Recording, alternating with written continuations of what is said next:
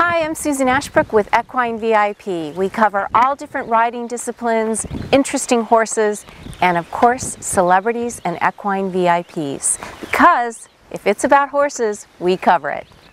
I'm going to be introducing you to Eitan Beth Halachmy today, who is one of the early pioneers of Western dressage. Now, if you go to his popular website, Cowboy Dressage, you'll see the catchy phrase, "When dressage fits your needs, but a Stetson fits your lifestyle." That pretty much explains what this popular discipline is all about. Let's go talk to Eitan and learn more about it. I want to start with your background at the Spanish riding school, because you had kind of a unique perspective, shall I say, at the Spanish riding school. I was going to school in Vienna as a pre-veterinary medicine, and I applied for a part-time job at the Spanish riding school because I wanted to be close to animals or to horses, whatever it is, and I got a job as a janitor.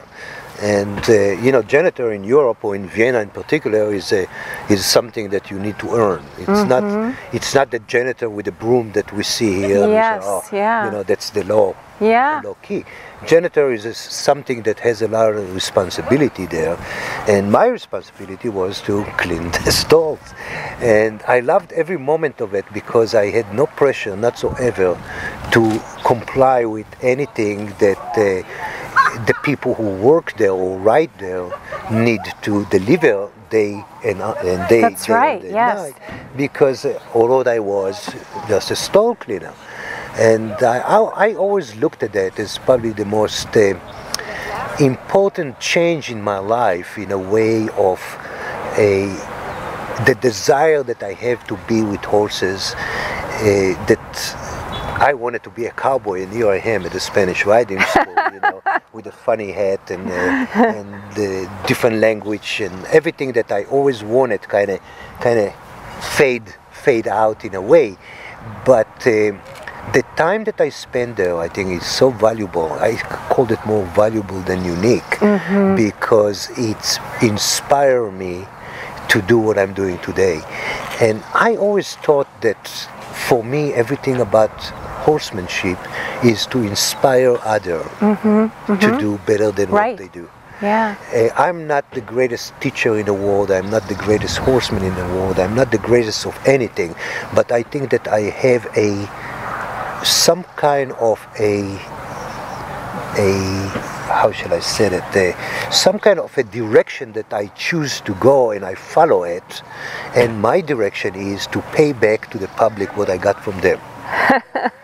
So for what, 50 years now that I ride horses and I talk to people about it, it's a time to start return and give back what I got by. Well, I love that story because I think you had the opportunity to be a fly on the wall, and you could study from all the teachers and look at all the horses, and like you said, it was invaluable experience for what you're doing today. I think that as a pioneer of cowboy dressage, well, I'm going to let you talk about cowboy dressage because it kind of brings everything back together again for you, doesn't it? Right. Well, you know, I remember as a kid, I used to have a pair of rubber boots because we couldn't find cowboy boots those days, and I had one of those funny straw hat, and I felt that I'm either John Wayne or Glenn Ford, you know. All was missing was the gun.